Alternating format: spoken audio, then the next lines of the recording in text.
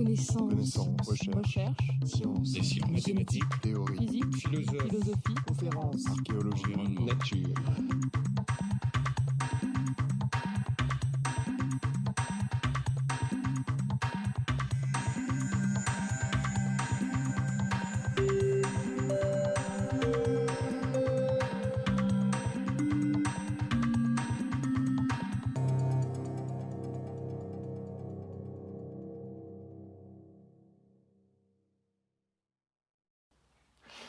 Bonjour, on va reprendre donc ce cours sur le renversement du temps et sur le concept de résolution et surtout de super-résolution.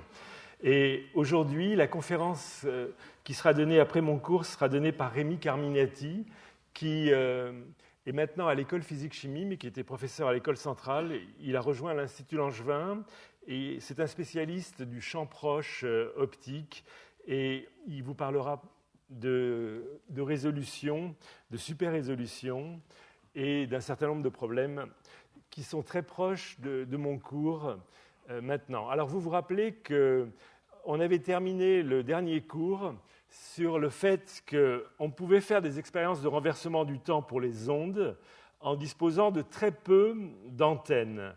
Et je vous avais même montré un cas où on pouvait disposer uniquement d'une antenne qui sera donc juste un petit miroir à retournement temporel, qui est une petite antenne omnidirectionnelle, qui n'a aucune directivité.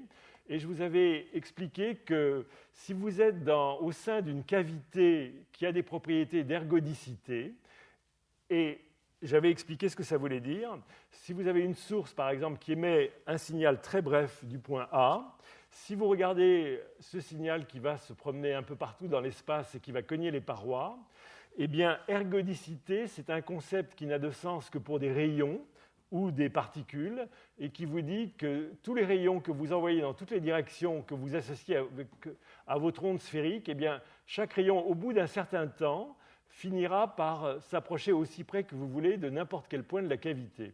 Et de façon donc très imagée, on pouvait dire que tous les vecteurs d'onde K, c'est-à-dire toutes les ondes planes sur lesquelles on peut décomposer l'onde sphérique qu'on a émise, eh bien, toutes ces ondes planes, après un certain nombre de collisions, apportent une contribution au champ au point B.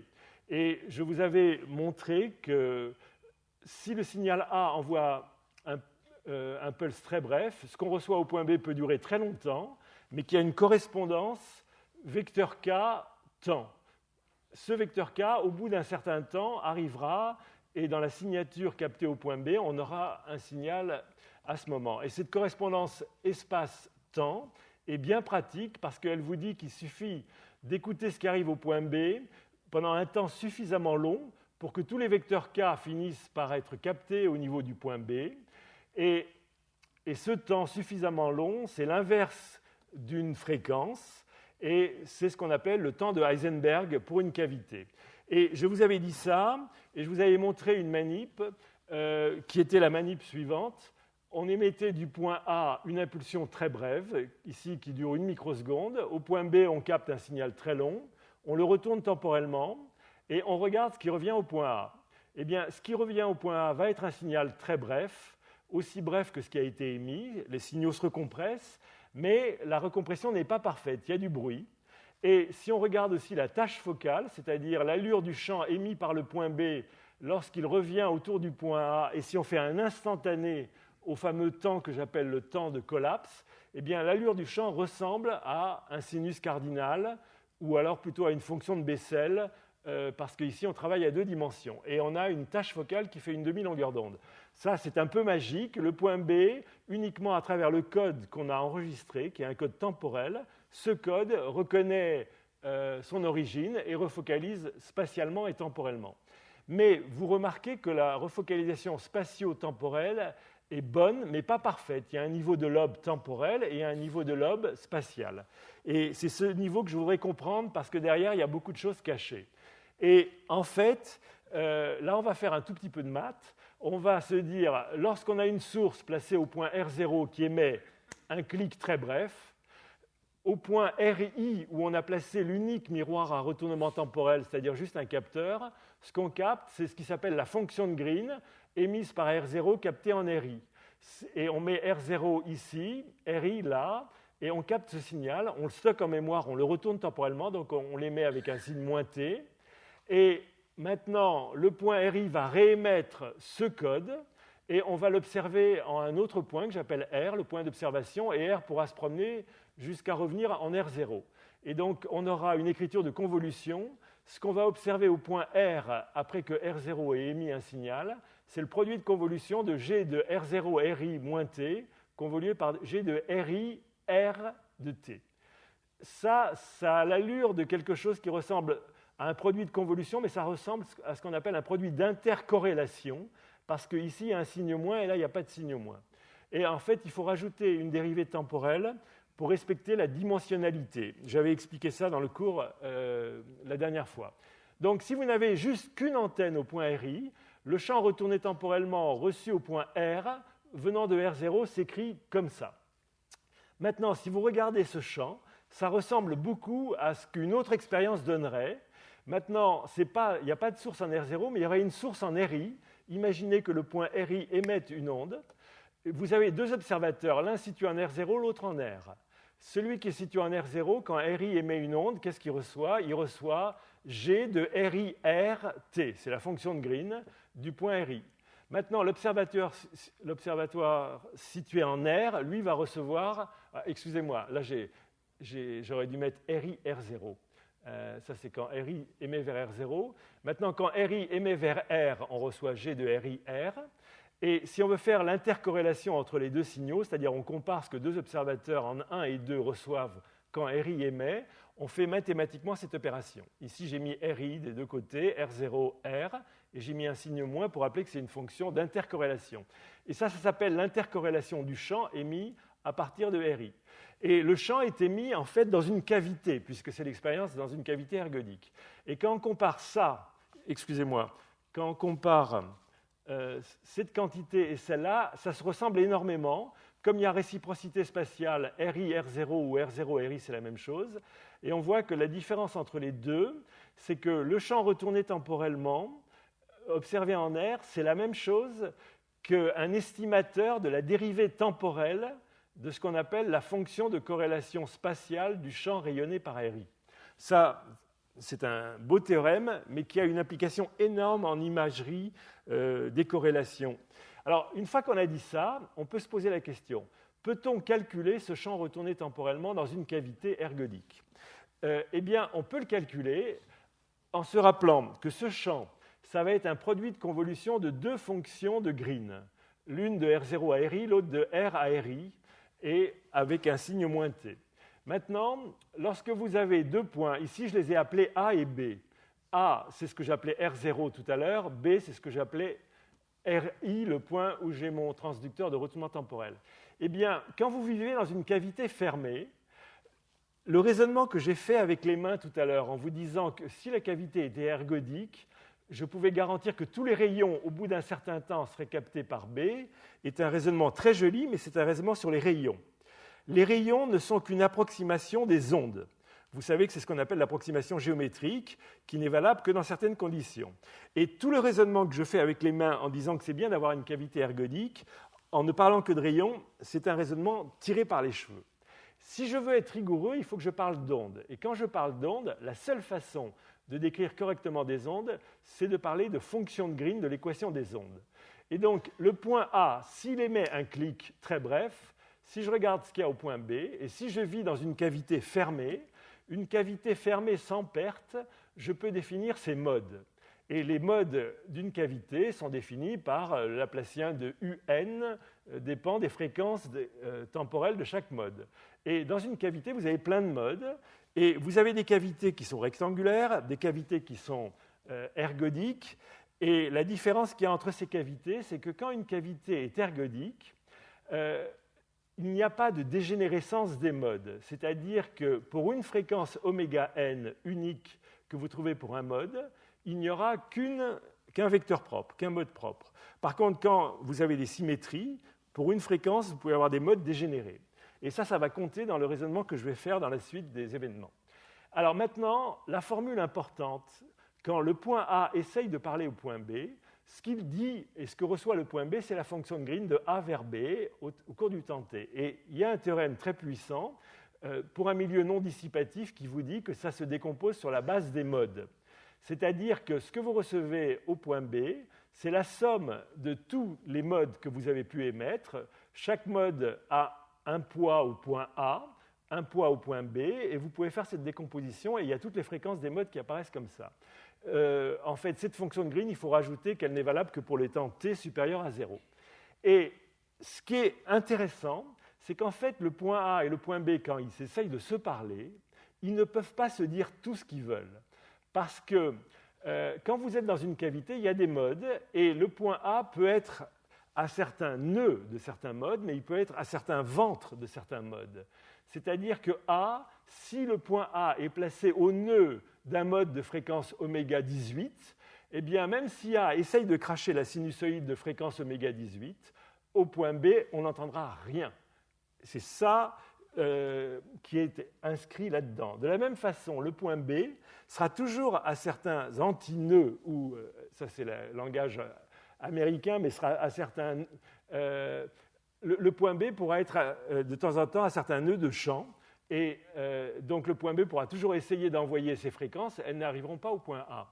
Et il y a un théorème assez puissant qui vous dit que si vous prenez ce qui est émis par le point A, qu'on reçoit en B, c'est G de A, B, que vous retournez temporellement, je mets un moins T, que vous réémettez de B et vous regardez ce qui revient en A, c'est donc exactement ce qui revient, eh bien, quand je fais le produit de convolution de l'un par l'autre, ce qui s'appelle de l'autocorrélation du signal de A à B, eh bien, ça n'est pas égal à un Dirac temporel. Si c'était égal à un Dirac temporel, je saurais que j'aurais parfaitement traité le problème inverse et j'aurais reconstruit un Dirac.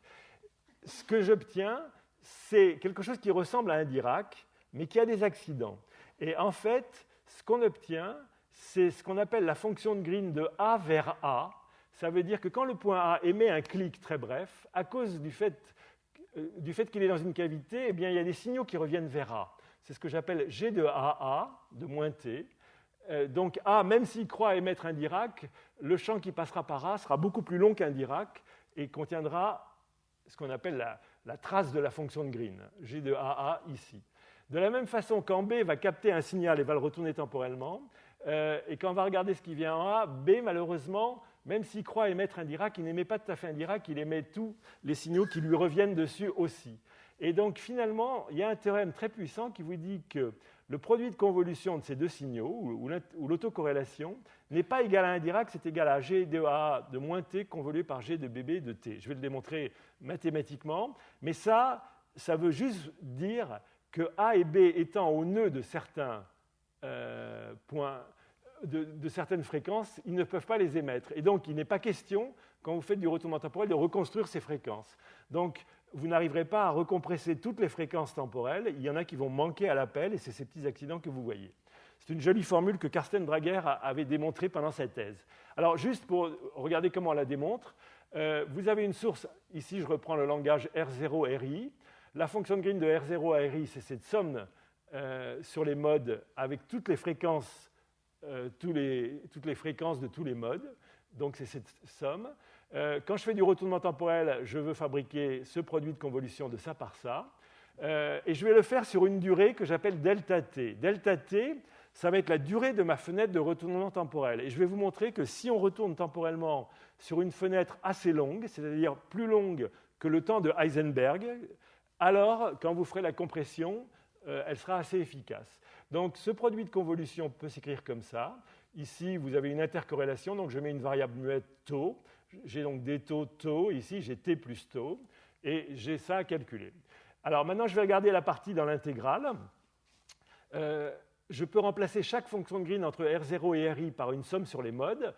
Et donc, je vais avoir dans ce produit deux sommes sur les modes, une somme indexée par n, sur les oméga n, un. Ici j'ai RI, R0. Et puis je vais avoir une somme sur un autre index m, des oméga m, comme ça. Et puis j'ai le sinus oméga n sur t, qui va rentrer dans l'intégrale, et j'aurai aussi le sinus oméga m sur t. Et donc j'ai ça à calculer. et le calculer, et après je l'intégrerai sur un temps assez long. Et alors, si cette intégrale, je la prends sur un temps assez long, cette intégrale, je vais l'appeler IMN.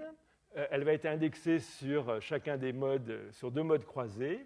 Et ce que je vais vous montrer, c'est que si la durée sur laquelle je fais mon retournement temporel est nettement supérieure à la distance entre 2 modes, qu'on appelle delta oméga, alors cette intégrale, qui est une intégrale qui est indexée par 2 indices, en fait n'a de valeur que sur la diagonale, et elle vaut cosinus oméga nt. Alors pour faire ça, il suffit juste de regarder cette intégrale qui est là.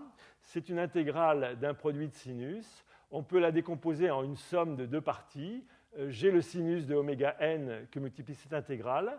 J'ai le cosinus de oméga n que multiplie cette intégrale. Ici, j'ai 2 fonctions dans l'intégrale. Une qui oscille lentement avec une différence de 2 fréquences et une qui oscille vite avec la somme des 2 fréquences. Et si je fais un calcul d'intégrale sur un temps suffisamment long pour que j'ai beaucoup de fois oméga n plus oméga m, alors ces sinusoïdes qui oscillent très vite, en moyenne, donneront 0. Donc il ne me restera que ces termes. Donc si j'ai ça, je me retrouve avec la somme de ces 2 termes, et je peux regarder la somme de ces 2 termes pour toutes les valeurs de m et de n. Si m est différent de n, cette somme de 2 termes s'écrit comme ça. Si m est égal à n, c'est-à-dire juste sur la diagonale, la somme, c'est juste le cosinus de oméga n de t que multiplie la durée d'intégration.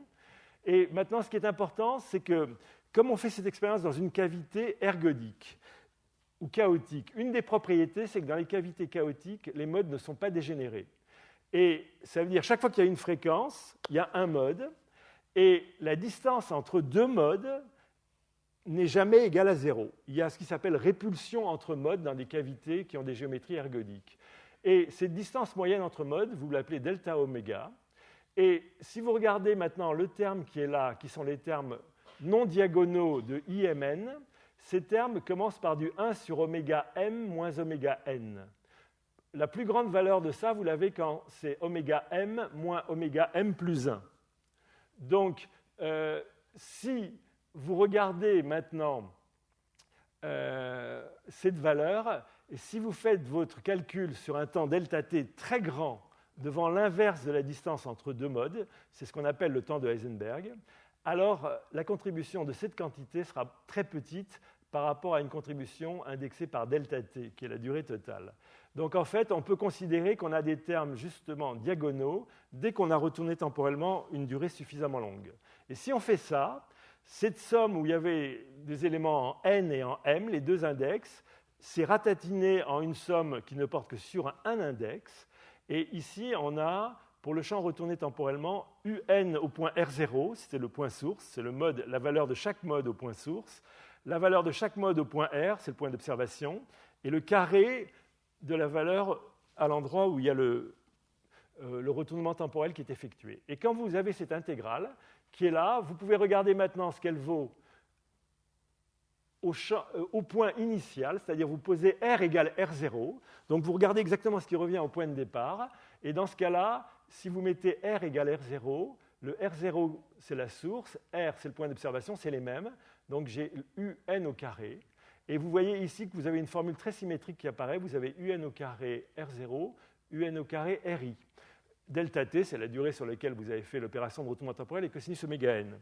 Et si vous regardez ça, vous pouvez voir que ça s'écrit aussi comme sous la forme de la fonction de Green entre R0 et R0, qui vient du UN au carré R0, avec le sinus oméga n sur t, et le UN au carré RI vous donne G de RI de t. Et vous retrouvez cette fameuse formule, qui est la formule de Karsten-Drager, qu'il avait démontrée pendant sa thèse, qui est que la fonction de Green entre un point R0 et un point RI, quand je l'ai enregistré, quand je l'ai retourné, ce qui revient, ça n'est pas un Dirac, ce n'est pas le filtre inverse, mais c'est le produit de convolution de ces 2 fonctions. Et cette formule, au labo, on l'a beaucoup utilisée sous la forme suivante. On dit qu'on a une réponse impulsionnelle HAB entre le point A et le point B. L'autocorrélation de HAB de T n'est pas égale à un Dirac, mais est égale à HA de moins t convolue par HBB de t.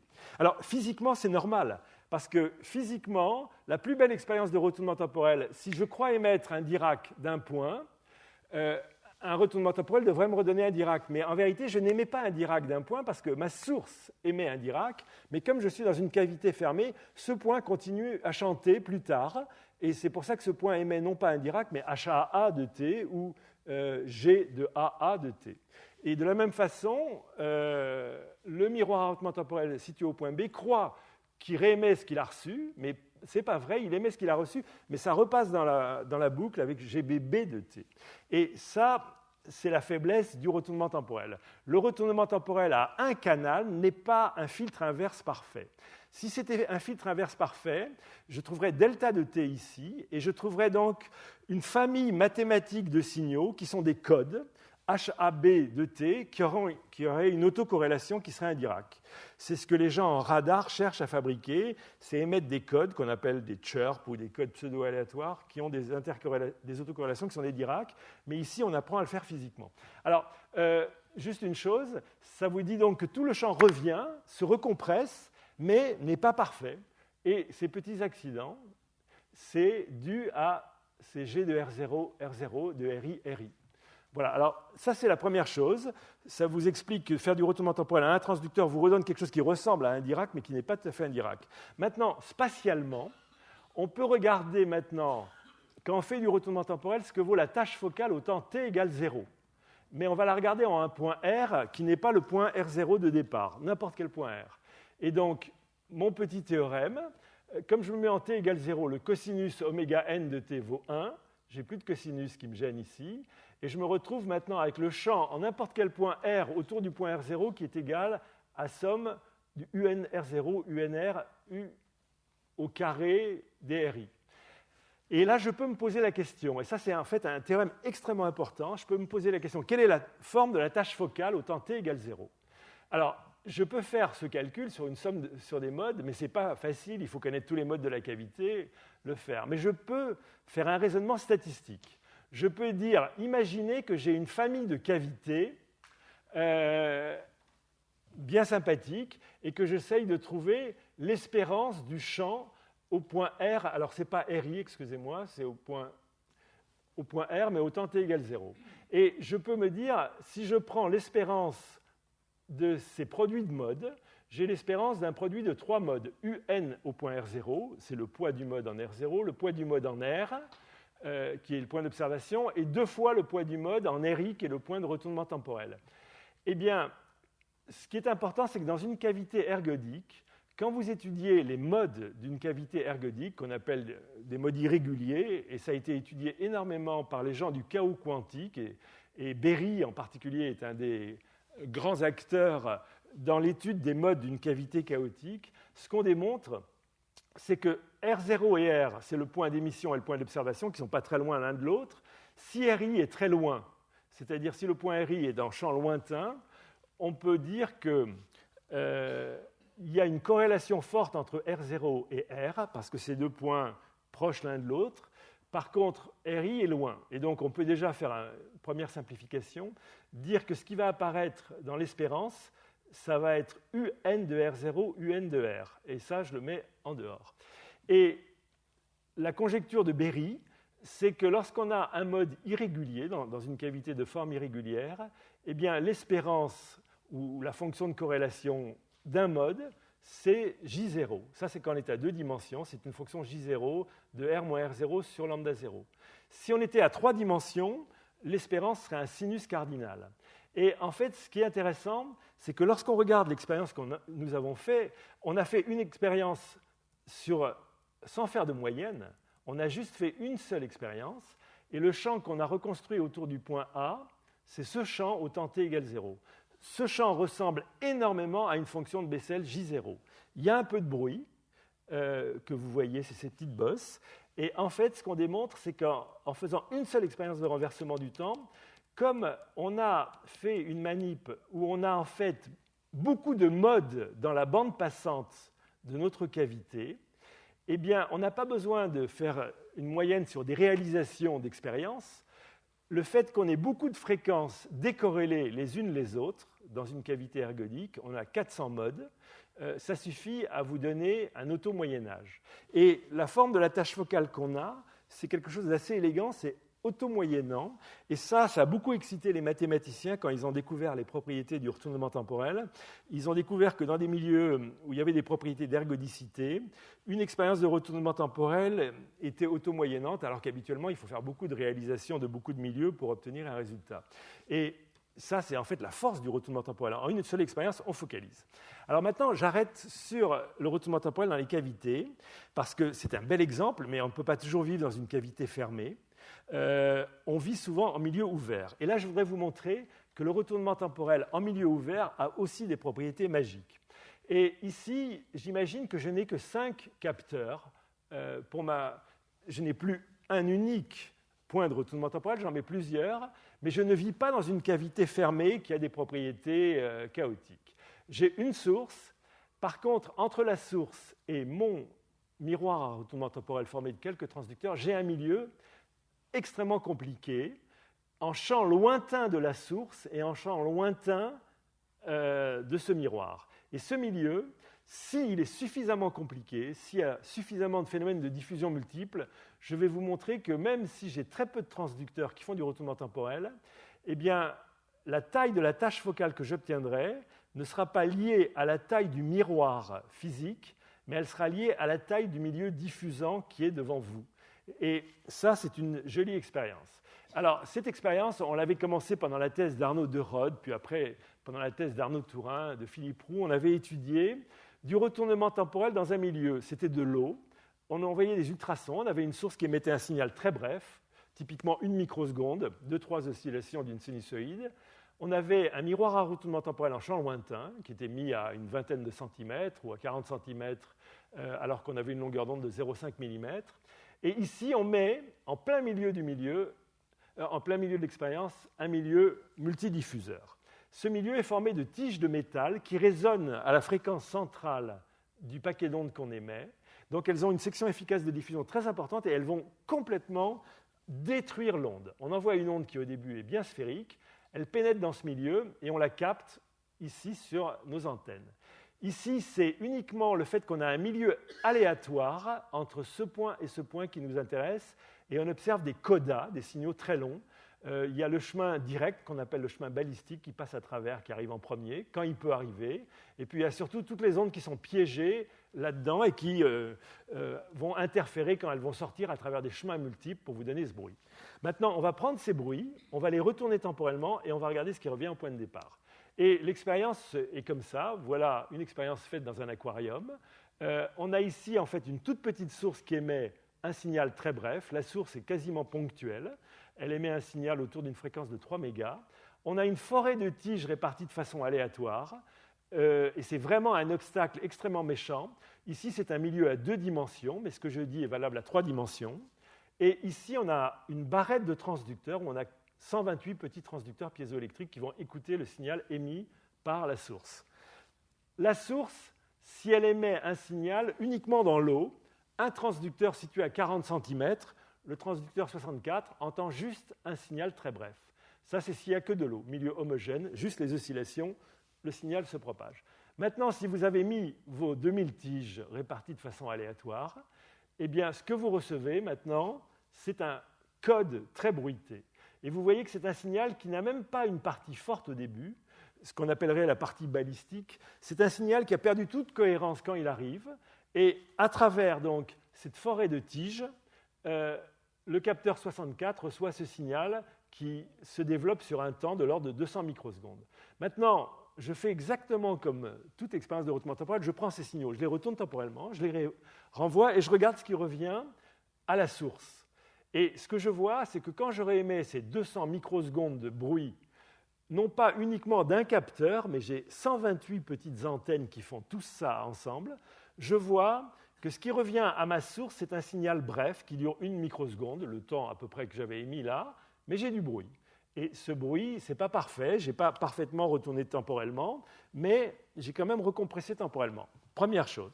Deuxième chose, quelle est la taille de la tâche focale ? Si j'ai mon antenne qui a une ouverture D, si je suis à une distance de mon point source que j'appelle f comme focal. Imaginez que je fasse cette expérience dans l'eau. Ma source émet juste une onde sphérique. Si je suis dans l'eau, dans un milieu homogène, mon antenne va capter cette onde sphérique sur une ouverture D. Elle est divergente, je retourne le temps, donc je renvoie une onde convergente, elle revient. Et si je regarde la taille de la tâche focale, c'est un sinus cardinal qui dépend de f sur d, ce qu'on appelle le nombre d'ouvertures, le rapport entre la focale et l'ouverture, et la longueur d'onde. Donc la tâche focale de cette expérience faite dans l'eau me donne lambda f sur d.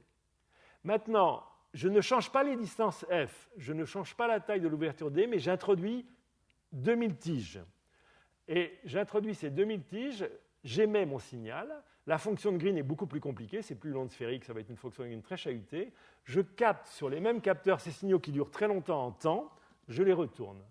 Et je regarde la taille de la tâche focale. Eh bien, la tâche focale, dans cette expérience, quand on a introduit 2000 tiges, la tâche focale est devenue 35 fois plus fine que la tâche focale que donne la même antenne dans de l'eau.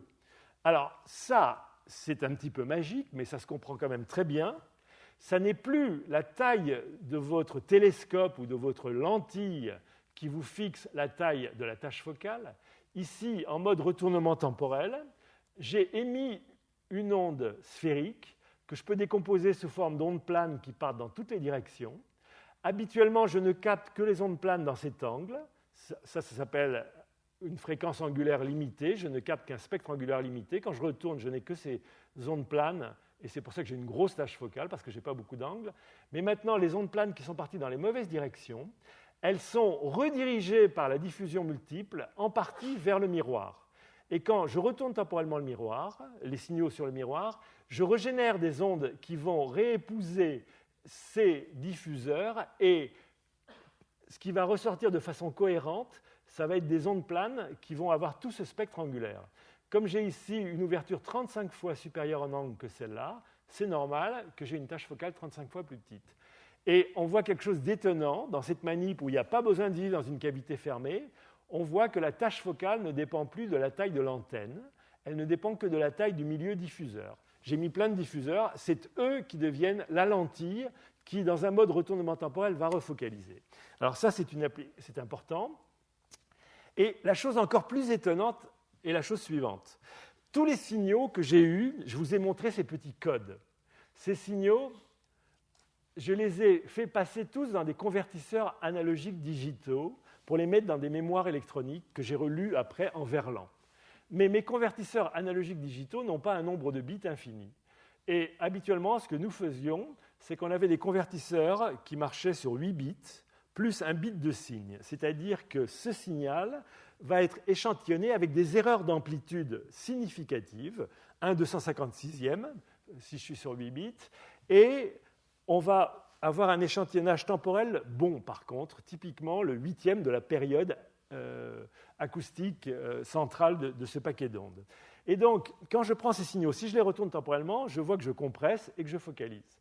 Maintenant, ce qu'on a étudié au labo, c'est quelle est la robustesse du retournement temporel. Et là, il y a quelque chose d'assez magique. Le retournement temporel est extrêmement robuste pour les ondes. Si, au lieu de faire du retournement temporel sur 8 bits, vous en faites sur 1 bit. Qu'est-ce que ça veut dire 1 bit? C'est-à-dire, vous prenez ces signaux qui sont des oscillations très compliquées. Chaque fois que le signal est positif, vous dites c'est plus 1. Chaque fois qu'il est négatif, vous dites c'est moins 1. La seule chose qui compte, c'est de savoir où sont les passages à zéro, c'est-à-dire les moments où vous changez de signe. Eh bien, si vous faites du retournement temporel avec une erreur sur l'amplitude colossale, je passe de 8 bits à 1 bit, mais si je respecte l'alignement des passages à zéro, quand je retourne temporellement ce code qui n'est que des plus 1 et des moins 1, il recompresse temporellement comme aussi bien que si j'avais 8 bits, et si je regarde la tâche focale, elle est aussi bonne sur 8 bits ou sur 1 bit. Et donc, on voit qu'il y a une robustesse étonnante. Ces cavités ou ces milieux, un milieu comme ça s'appelle un gaz de Lorentz pour des gens qui étudient la mécanique statistique. C'est des tas de petits cylindres, c'est des obstacles cylindriques. Si vous envoyez une particule qui cogne chaque obstacle, elle va rebondir d'obstacle en obstacle. Et si cette particule, vous regardez cette particule quand elle est sortie de ce paquet d'obstacles, si vous mesurez la position de la particule et sa vitesse, et si vous inversez le vecteur vitesse, vous n'arriverez jamais pour une particule dans un milieu pareil à la renvoyer. parce que c'est un milieu dans lequel vous avez une amplification exponentielle des erreurs. Une particule qui cogne chaque obstacle cylindrique, après 10 collisions, si vous faites une toute petite erreur sur l'angle, ça s'amplifie. Eh bien, c'est le contraire pour les ondes. Autant pour les particules, vous n'avez aucune chance de faire du retournement temporel sur une particule qui sort de ça, parce que vous ne mesurez jamais avec une suffisamment bonne précision la vitesse de la particule pour la renvoyer. Autant pour les ondes, vous pouvez vous payer de mesurer l'onde sur un bit d'information du moment que vous avez les passages à zéro correctement échantillonnés. Donc, il y a quelque chose de très intéressant. Il n'y a pas de chaos pour les ondes, alors qu'il y a du chaos pour les particules. Les cavités chaotiques sont terribles, et les milieux comme ça, qu'on appelle des gaz de Lorentz, sont terribles, et c'est eux qui amènent l'ergodicité en théorie statistique. Chez nous, c'est le contraire. Alors maintenant, on peut aller encore plus loin. Le retournement temporel, je l'avais effectué sur 128 transducteurs qui étaient placés dans l'ouverture, mais on peut se poser la question, est-ce que si je fais du retournement temporel avec un unique transducteur, cette fois-ci, au lieu d'avoir 128 éléments, mais un unique, comme tout à l'heure, est-ce que ça marche encore ? Eh bien, si vous faites la manip, vous envoyez votre clic, vous n'enregistrez que sur un point le signal, la coda, vous la retournez temporellement. Quand vous l'émettez, eh bien, elle va retrouver la mémoire de son passé, elle va revenir focaliser, elle va vous donner une tâche focale qui sera aussi fine que celle que j'avais due à tout le milieu quand j'avais mes 128 transducteurs, mais j'aurai un niveau de bruit bien plus grand. Et ça, c'est intéressant, ce concept. Même un miroir à retournement temporel formé d'un point, à travers un milieu qui a des propriétés d'ergodicité qui est aléatoire comme ça, est capable de refocaliser. Mais comment ça se fait ? Et là, je vais revenir sur quelque chose, c'est comparer le retournement temporel et conjugaison de phase. Quand je fais ça, habituellement, mes copains opticiens ne sont pas contents parce qu'ils me disent que c'était méchant avec l'optique, mais je préfère être honnête avec l'optique pour montrer ce que l'optique donnera lorsqu'elle manipulera des bandes passantes énormes. Là, vous voyez que si je suis en acoustique, l'acoustique n'a rien à voir au problème, la seule chose qu'il y a à voir, c'est qu'en acoustique, je suis parti d'un signal très bref que j'ai émis, une sinusoïde par exemple. Ce signal passe dans ce milieu épouvantable, et si j'ai une antenne, elle capte une coda très longue. Si je retourne cette coda, paf, on a vu que si je la rémets, excusez-moi, ça refocalise. C'est ce que je viens de vous montrer, ça focalise. Bon, il y a des lobes, mais une antenne ponctuelle, même si je ne suis pas dans un milieu fermé, mais dans un milieu ouvert, du moment qu'il y a ce milieu qui est là, ce code reconnaît ces petits et focalise. Maintenant, si le point qui était là n'avait pas émis un signal bref, mais avait émis une sinusoïde, c'est-à-dire un régime monochromatique, le point qui est là émet une sinusoïde. Si je regarde ce qu'une antenne à conjugaison de phase, c'est-à-dire une antenne à une fréquence, va faire. Si l'antenne est omnidirectionnelle, elle reçoit aussi une sinusoïde. Parce que quand on émet une sinusoïde, même si elle passe par 1 milliard de chemins, la somme de plein de sinusoïdes qui ont des amplitudes et des phases différentes vous donne toujours une sinusoïde, mais qui a une amplitude et une phase nouvelle.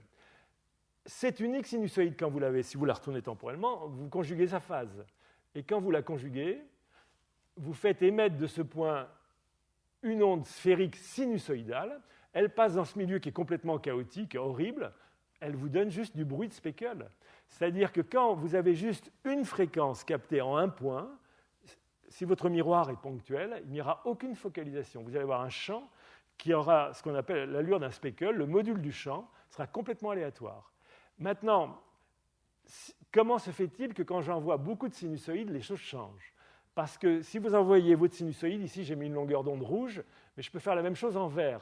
Je vais envoyer une autre longueur d'onde ou une autre fréquence temporelle verte, je la capte, je conjugue sa phase, la couleur verte ne focalise pas. La même chose pour du bleu, chaque fréquence ne focalise pas. Mais maintenant, ce qui est important, c'est de comprendre qu'on a un nouveau concept de focalisation qui arrive dans le retournement temporel. Quand vous avez ici tous ces signaux que vous émettez de ce point qui est omnidirectionnel, ici, la couleur rouge ne focalise pas, la verte ne focalise pas, la bleue ne focalise pas. Mais ça, c'est que les modules des champs. Mais je dois aussi regarder la phase des champs. C'est-à-dire que si je regarde ce qui revient en ce point, quand vous faites un retournement temporel d'une sinusoïde, vous avez conjugué la phase. C'est-à-dire que l'onde qui va revenir en ce point aura un module quelconque, aléatoire, mais la phase vaudra 0. Donc dans le plan de Fresnel, ma sinusoïde sera un petit vecteur dirigé dans la direction réelle. Maintenant, si je fais ça pour la couleur verte ne va pas focaliser, mais la phase de la sinusoïde verte vaut 0. La même chose pour la phase de la sinusoïde bleue. Quand j'ai 3 sinusoïdes de 3 fréquences temporelles différentes qui arrivent en ce point en phase, eh bien, c'est comme si vous aviez une sinusoïde qui a une certaine oscillation fréquentielle, qui a une phase 0, l'autre qui a la même phase 0, l'autre qui a la même phase 0. Eh bien, se dégage de ça un temps qui s'appelle le temps focal, pour lequel toutes les sinusoïdes s'additionnent en phase. Et donc là, il va y avoir quelque chose qui, à un temps seulement, ce n'est pas une focalisation d'énergie, c'est une focalisation à un temps, devient grand. Et si maintenant vous regardez ce qui se passe à un point qui est en dehors du champ, eh bien, chacune de mes sinusoïdes arrive, mais les phases sont aléatoires. Et quand je vais les additionner, en ce point, je n'aurai pas une addition constructive dans le temps, mais il n'y a que là. Et quand je fais ça, c'est ça qui me fait l'effet de focalisation. Donc, pour comprendre comment un milieu, comme ce milieu, fait de la focalisation avec une antenne, il faut comprendre combien on a de sinusoïdes temporelles dans mon spectre. C'est-à-dire, quelle est la largeur du spectre? Combien je peux avoir de sinusoïdes qui me donnent des figures fréquentielles décorrélées les unes les autres. Ici, on appelle ça le speckle de la couleur rouge, speckle de la couleur verte, speckle de la couleur bleue. Là, ils sont très décorrélés. La question, dans ma bande passante, j'ai combien de fréquences décorrélées? Et là, il faut étudier ce qui s'appelle pour ce champ les corrélations fréquentielles du champ, du speckle, à travers ce milieu. Et là, il y a un théorème qui est sympathique qui vous dit que lorsque vous envoyez un signal bref dans un milieu, si ce signal s'étale, voilà la distribution des temps de vol dans le milieu. Si je prends l'enveloppe de la distribution des temps de vol, vous vous rappelez, j'ai envoyé un signal d'1 microseconde, quand il passe dans le milieu, il s'étale sur 150 microsecondes. Si je prends l'enveloppe de tout ça, sur différentes réalisations, j'ai ce signal qui s'étale dans le temps. Eh bien, ce qu'on appelle l'écart fréquentiel entre deux speckles décorrélés, c'est la transformée de Fourier inverse de cette distribution des temps de vol. Si vous avez un signal qui s'est écarté qui s'est agrandi 150 fois en temps, ça veut dire que vous allez avoir beaucoup de fréquences décorrélées dans le spectre. Ici, elles sont toutes les 8 kHz. C'est-à-dire que vous allez avoir 150 figures de speckles décorrélées. Et donc, c'est comme si vous aviez 150 transducteurs. Vous n'avez qu'un transducteur, qu'un émetteur, mais il émet dans 150 bandes décorrélées. Et tout le monde va s'additionner en phase au point de départ, et tout le monde va s'additionner avec une incohérence de phase dans les autres points. Et donc, vous avez un nouveau concept de focalisation. En théorie des lentilles, la focalisation s'explique par cette figure bien connue. Vous avez une lentille ou une antenne, et vous raisonnez en disant que chaque antenne envoie des sinusoïdes. Si vous avez mis une courbure à toutes vos sinusoïdes, chaque sinusoïde, quand elle arrive là, vous avez compensé la courbure pour que toutes les sinusoïdes s'additionnent en phase.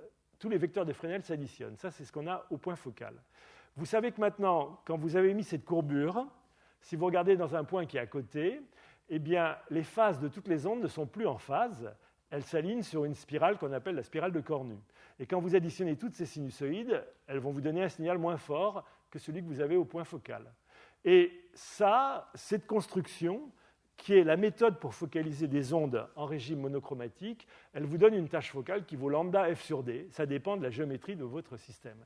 Maintenant, il y a un nouveau concept qui est le concept où on ne focalise plus en additionnant des sinusoïdes de même fréquence en phase, mais on additionne des sinusoïdes de fréquences différentes en phase à un endroit pour qu'il existe un temps où tout le monde s'additionne. Et alors on peut jouer là-dessus, et on peut comparer ce que donne un retournement temporel fait avec un élément, un transducteur. Si on fait de la conjugaison de phase, il n'y a pas de focalisation. Si on fait du retournement temporel, il y a de la focalisation parce qu'il y a de la bande passante. Et si on a 128 transducteurs qui font de la conjugaison de phase, on a une belle focalisation, mais on a des lobes. Mais si on fait de la bande passante, on focalise aussi spatio-temporellement. Donc ça, c'est intéressant de voir ça. Alors maintenant, je vais terminer sur le concept de super-résolution. Je vous ai expliqué, dans mon cours la semaine dernière, le concept de puits. Je vous ai expliqué pourquoi la plus belle expérience de retournement temporel faite par un bore ne peut pas vous donner une tâche focale infiniment fine, parce que l'onde convergente, quand elle arrive au point source, elle collapse et elle repart dans l'autre sens.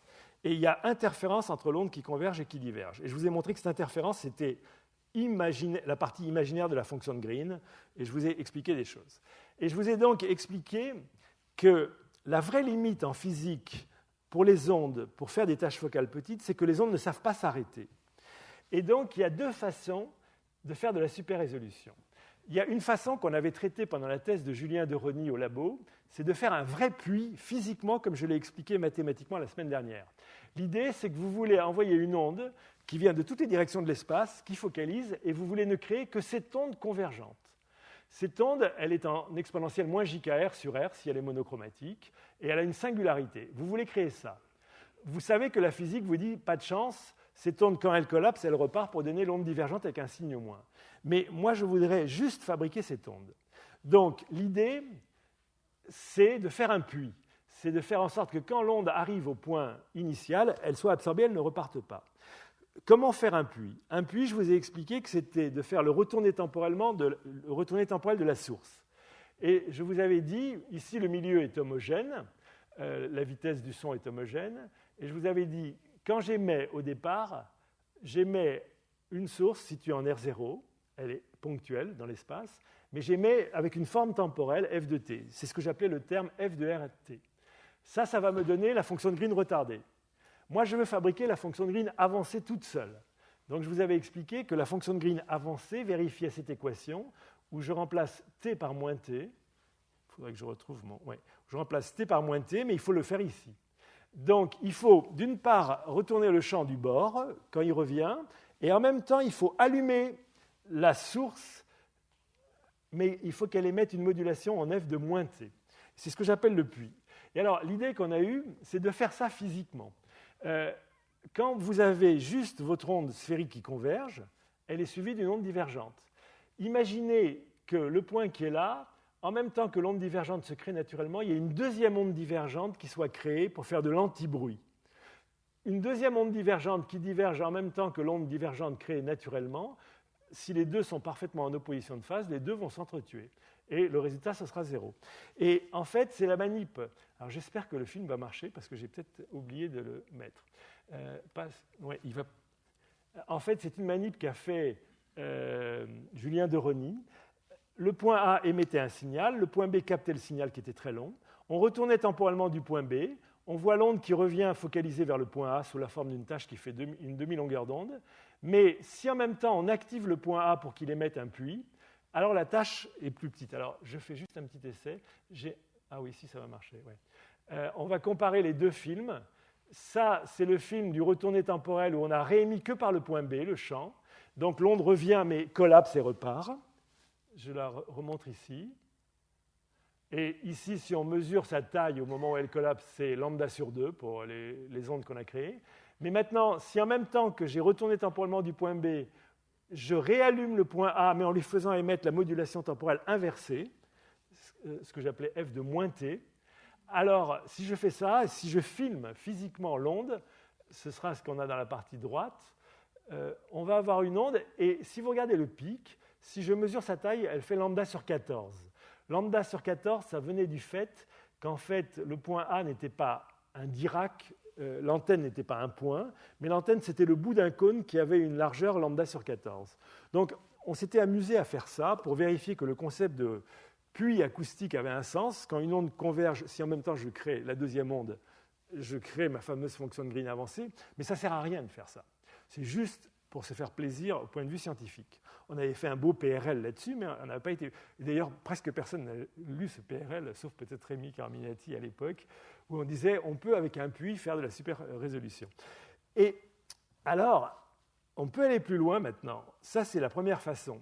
Il faut régénérer, en gros, ce qu'on appelle les ondes évanescentes à l'endroit du puits pour avoir de la super résolution. Mais maintenant, on peut faire mieux. Je vous ai expliqué dans mon cours que la tâche focale d'une expérience de retournement temporel, c'était la partie, à une fréquence, c'était la partie imaginaire de la fonction de Green. Et quand vous êtes dans un milieu homogène, la fonction de Green retardée, c'est exponentielle jkr sur r. La partie imaginaire, c'est sinus kr sur r. Donc, k, c'est 2 pi sur lambda, la tâche focale, lambda sur 2. On n'y coupe pas. Maintenant, l'idée qu'on a eue, et qui est une idée intéressante qu'on a développée en électromagnétisme, c'est de dire, si je veux fabriquer un milieu qui a une fonction de Green, qui a une partie imaginaire, qui oscille beaucoup plus vite que sur une longueur d'onde, comment faire? Eh bien, je peux décider d'introduire dans le champ proche de ma source, qui sera la source qui va émettre quelque chose, de mettre des obstacles très résonnants dans le champ proche. Et on va mettre dans moins d'une longueur d'onde, à moins d'une longueur d'onde de la source, une forêt de petits résonateurs placés à moins d'une longueur d'onde pour casser complètement la structure de l'onde sphérique qu'on a émise. L'onde sphérique va cogner ces obstacles. Tous ces diffuseurs sont dans le champ proche. Ce n'est pas comme les diffuseurs de la manip d'acoustique où je vous ai mis 2000 tiges. Là, j'avais 2000 tiges en champ lointain de mes sources, et ma source n'était pas dans les tiges. Ici, je mets ma source au milieu d'une forêt de tiges ou d'obstacles, mais dans le champ très proche. Et là, on va faire ça non pas en acoustique, mais en électromagnétisme. Et on avait développé au labo, avec Julien Deroni et Geoffroy Lerozet et Arnaud Tourin, des systèmes de retournement temporel micro-ondes. Donc, il s'agit ici de longueur d'onde de l'ordre de 12 cm, autour de 2,4 GHz, qui est ce qu'on utilise en Wi-Fi. Et là, on s'était amusé avec des réseaux d'antennes de téléphone, distantes les unes des autres de lambda sur 2, c'est-à-dire 6 cm, à émettre des signaux dans une pièce réverbérante, à les capter, à les retourner temporellement et à avoir la recompression temporelle et spatiale. Ça donne exactement la même chose qu'en acoustique. Mais ce qui nous intéressait, c'était comment créer des parties imaginaires de fonction de Green qui oscillent très rapidement autour de la source. Et là, l'idée qu'on a eue, et c'est Geoffroy Lerozet qui a été le génial thésard qui a su fabriquer des structures hyper chiadées, vous imaginez comme il les a simulées avant de les fabriquer. L'idée, c'est de prendre une petite antenne électromagnétique, donc c'est un petit bout de fil de cuivre qui sort d'un plan de masse en cuivre. Et au lieu de laisser cette antenne émettre librement ou de faire une antenne lambda sur 4 ou lambda sur 2, qui sont les antennes types qu'on fait pour vos téléphones, d'aller entourer cette antenne d'une forêt d'obstacles qui sont d'autres fils répartis de façon aléatoire dans le champ très proche. Et ça va modifier profondément la fonction de Green. Au lieu d'avoir juste une belle onde sphérique, cette onde sphérique n'aura même pas le temps de se développer, elle va cogner ces obstacles. Et ces obstacles sont résonnants. C'est-à-dire que ces obstacles vont réémettre dans toutes les directions des ondes. Et on va avoir un bruit très compliqué qui va sortir de chaque antenne. Et ici, en fait, on a 8 petites antennes, ça ne se voit pas. Ici, j'en montre une rouge, une bleue qui est située à 4 mm de la rouge, une verte, et puis il y en a d'autres couleurs qui sont en dessous de cette plaque de cuivre avec un petit bout qui dépasse. Et le tout est entouré par cette forêt de points.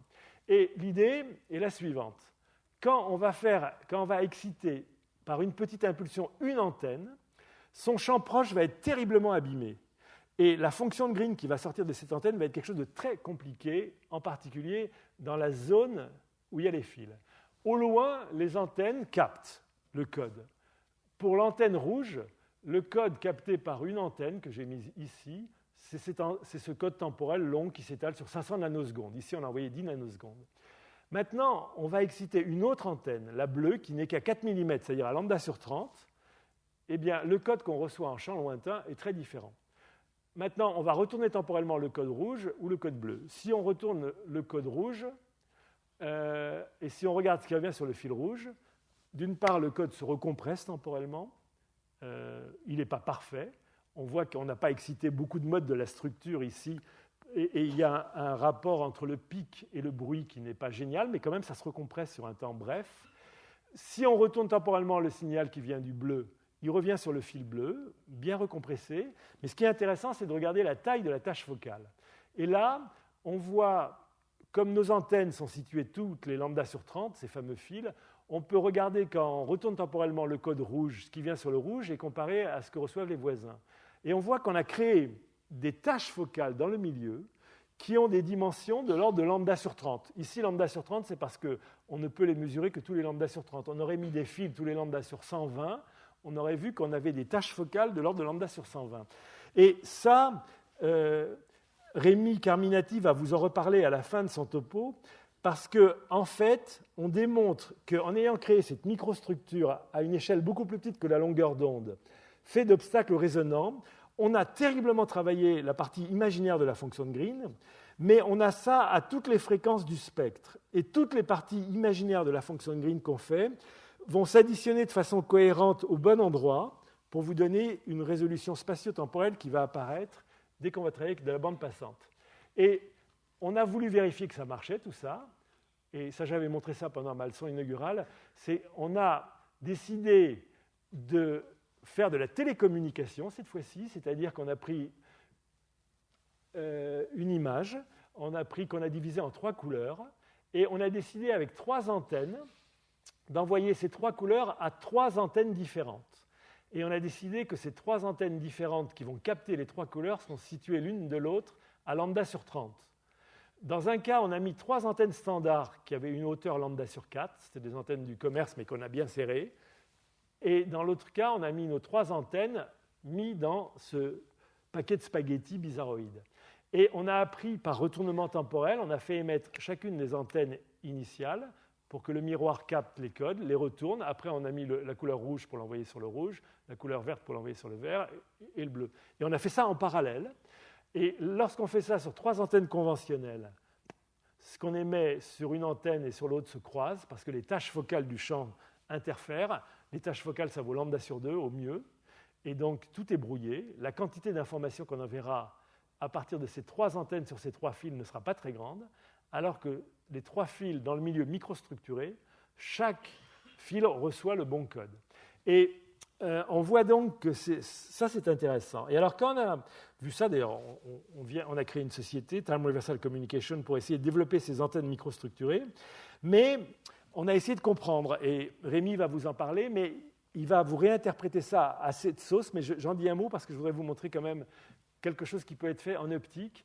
L'idée, soit vous dites que la fonction de Green de votre point source, dans ce milieu très compliqué, a des parties imaginaires à chaque fréquence qui oscillent sur une échelle bien plus petite que la longueur d'onde, qui est la nouvelle échelle, c'est plus la longueur d'onde, c'est la distance entre vos petits obstacles. On a créé une nouvelle échelle spatiale qui est la distance entre obstacles et qui n'est plus la longueur d'onde que vous avez dans le vide. Et on peut raisonner de 2 façons différentes. Soit on dit que quand on a une source qui émet une onde sphérique, vous savez qu'une onde sphérique, ça se décompose en ondes propagatives qui vont au loin et en ondes évanescentes qui restent piégées près de la source. Rémi va vous en parler. Les ondes évanescentes, habituellement, sont perdues pour tout le monde. Mais quand vous mettez autour de la source cette forêt d'obstacles, vous faites un transformateur d'ondes évanescentes en ondes propagatives. Et dans le spectre des ondes propagatives, il y a les ondes propagatives naturelles, plus les ondes créées par la conversion d'ondes évanescentes en ondes propagatives. Et il y a un très joli théorème que Rémi Carminati avait démontré, qui est que si vous renvoyez une onde propagative en marche arrière, il y a réciprocité spatiale, elle va régénérer l'onde évanescente. C'est-à-dire que ce paquet de spaghettis mis dans le champ proche de votre source est un transformateur d'ondes évanescentes en ondes propagatives. Et le renversement du temps en champ lointain vous régénérera les ondes évanescentes par conversion des modes. Et ça, c'est intéressant parce que les gens peuvent s'intéresser à ça pour essayer de faire de la focalisation sub-longueur d'onde en optique. Ils appellent ça, c'est dans le domaine de la nano-optique. Les gens qui font des nanostructures voudraient pouvoir envoyer avec un laser une forme temporelle extrêmement compliquée. Ici, c'est la polarisation de la lumière qui est modulée au cours du temps.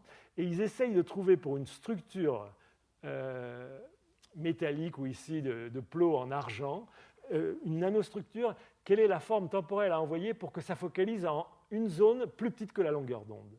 Et ils essayent de développer des algorithmes de contrôle optimal qui essayent d'envoyer des signaux, puis on les améliore pour essayer de voir si on arrive à créer quelque part une focalisation. Et lorsque nous avons fait nos manips et qu'on les a montrés à des congrès d'optique, Mark Stockman, qui travaille beaucoup en nano-optique, a fait une simulation dont je vous montre le résultat. Il a fabriqué un nanocomposant, c'est une nanostructure d'argent qui avait une géométrie assez compliquée. Et cette nanostructure d'argent, il peut y avoir des modes qu'on appelle les modes plasmons dans cette structure. Il peut y en avoir beaucoup. Et il a mis un petit dipôle électrique rayonnant dans l'infrarouge, mais un signal très bref dans cette nanostructure. Et il a vu, en tenant compte des conditions aux limites et de l'interférence de l'interaction avec le milieu, il a regardé le champ rayonné en champ lointain que peut capter le champ infrarouge rayonné en champ lointain. Et il a fait dans son code, il a pris exactement la modulation de polarisation et tout, il a mis ça, c'est un signal qui, au départ, à l'émission, durait 12 femtosecondes, et là, il durait 228 femtosecondes. Il a pris ce signal, il l'a retourné temporellement. Et donc, ça vient juste d'une direction de l'espace, un laser enregistre ça, un laser ou quelque chose d'autre, et après, on imagine qu'on est capable de réémettre une onde électromagnétique, maintenant, dans l'infrarouge, qui est codée en polarisation comme ça, avec cette modulation. Il a renvoyé ça, il a regardé où elle revenait. Et il a pu montrer qu'elle revenait refocalisée en un nano, dans une nanozone du milieu, qui pouvait être 50 fois plus petite que la longueur d'onde. Et il pouvait apprendre les codes qui venaient de dipôles placés à différents endroits pour, en renvoyant ces codes spatio-temporels, les faire refocaliser.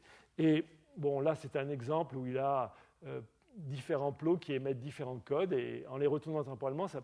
Alors aujourd'hui, c'est très joli parce que ça permet dans des nanostructures beaucoup plus petites que la longueur d'onde de pouvoir, au moins à l'ordinateur, trouver un code temporel avec une polarisation pour focaliser. Maintenant, il faut le faire physiquement. Nous, on l'a fait en micro-ondes, on l'a fait en acoustique, on sait le faire. Maintenant, apprendre en optique à enregistrer la forme d'onde temporelle ultra rapide qui vient d'un petit dipôle à travers une nanostructure, ce n'est pas si facile. Il faut l'enregistrer, après il faut la retourner temporellement, il faut tenir compte des polarisations et il faut la réémettre. Donc il y a beaucoup de recherches, et c'est d'ailleurs une des choses que dans l'Institut Langevin on veut faire avec toute l'équipe d'optique, c'est voir comment on peut manipuler temporellement des signaux optiques dans des nanostructures pour faire de la super résolution. Mais ça peut être une méthode pour bien focaliser. Alors, j'arrête là, juste avant d'arrêter. Ça, c'est bien joli. C'est pour faire du retournement temporel et refocaliser pile poil sur le point de départ. Et c'est très bien pour la télécommunication, parce que vous allez envoyer un message juste là. Et après, vous allez pouvoir lui mettre des codes pour envoyer des bits d'information juste à un point au sein de votre nanostructure ou à un téléphone dans cette pièce. C'est aussi intéressant, peut-être pour envoyer un flash d'énergie compressée spatio-temporellement à un petit point. Parce que si vous arrivez à compresser dans une onde bien plus petite, vous pouvez avoir une puissance crête très élevée. Mais ce n'est pas utile pour faire de l'imagerie. Si vous voulez faire de l'imagerie, il faut aller un pas plus loin. Il faut dire... Et toute l'imagerie en champ proche, elle repose sur quoi? Sur quelle idée? Vous voulez obtenir une résolution meilleure que la longueur d'onde. C'est ce dont va vous parler Rémi. Donc, habituellement, qu'est-ce que vous faites? Vous placez dans le champ proche de votre objet une petite pointe qui va transformer des informations d'ondes évanescentes en ondes propagatives. Et puis, vous allez balader votre pointe. Et vous allez essayer de capter de l'information. Ici, il y a une autre façon de faire. Imaginez que vous ayez un objet dont vous voulez faire une image avec une résolution bien meilleure que la longueur d'onde rayonnée par l'objet. Imaginez que vous sachiez fabriquer deux balais brosses parfaitement identiques, deux microstructures identiques, l'une que je mets là et l'une que je mets là. Et donc, quand vous avez votre objet, cet objet va générer des ondes propagatives et évanescentes. Si vous mettez dans son champ très proche cette nanostructure très près de lui, eh bien, les ondes évanescentes vont être codées sous forme d'ondes propagatives. Et ici, au lieu de mettre un miroir à retournement temporel qui capte les signaux et qui les renvoie dans cette direction, vous allez faire une vraie lentille, mais moi j'appelle ça une lentille à retournement temporel, parce qu'il suffit de capter les signaux et de les réémettre sous forme de monopôle, non pas de dipôles qui vont réémettre par là, mais de monopôle, c'est-à-dire que vous allez les réémettre par là. Et vous pouvez capter tous vos signaux, les mettre dans des mémoires, retourner le temps, mais les faire réémettre dans cette direction. Et si ici, vous mettez le même balai-brosse, mais que vous avez mis symétriquement, et il faut être drôlement calé pour faire ça, vous allez régénérer les ondes évanescentes ici. Et si là, vous avez une rétine ultra précise, avec des dimensions entre points de détection bien plus petits que la longueur d'onde, vous pouvez espérer revoir vos ondes évanescentes. Mais quand même, quand on veut faire de la super résolution, il n'y a rien à faire. Il faut que près de votre objet ou près de vos sources, quelque part, vous mettez quelque chose qui transforme. Parce qu'il y a des gens qui rêvent de temps en temps, peut-on faire de la super résolution sans rien mettre près des sources? Peut-on faire une imagerie qui donne une résolution bien meilleure que la longueur d'onde. Et il y a eu beaucoup d'âneries dites là-dessus. Il y a eu beaucoup de papiers, même dans des revues d'optique très sérieuses, qui vous disaient « oui, je peux prolonger analytiquement le champ que j'enregistre, j'ai le spectre de mes fréquences spatiales qui est limité par 1 sur lambda ». Dès qu'il y a du bruit, et il y a toujours du bruit dans une manip, on ne peut jamais faire de super résolution. Maintenant, toute cette idée d'aller mettre dans le champ proche des objets quelques obstacles que vous maîtrisez ou quelques transformateurs, alors là, ça vous ouvre un champ qui est intéressant. Et même, on peut même imaginer utiliser ça en sismologie pour reconstruire avec une meilleure précision des images de la Terre si on connaît un certain nombre de structures dans le sol avec une bonne résolution pour des raisons différentes. On peut décliner ce principe, mais quelque part, c'est toujours la même lutte. Un vrai retournement temporel d'une onde, ça vous créerait la fonction de Green avancée à partir d'une source. On ne peut pas le faire. Donc, on a toujours les deux fonctions. Comment vous débrouiller pour détruire le mauvais impact de la fonction de Green retardée, ou vous chiadez le milieu, ou alors vous mettez des puits, mais pour faire des puits, ce n'est pas toujours facile. Donc, voilà ce que je voulais dire. Je n'ai pas le temps de parler de non-linéaire, et Rémi va suivre là-dessus. Donc, on a peut-être le temps pour 2-3 questions, et après, Rémi va vous parler champ proche et va revenir là-dessus. Voilà, si vous avez peut-être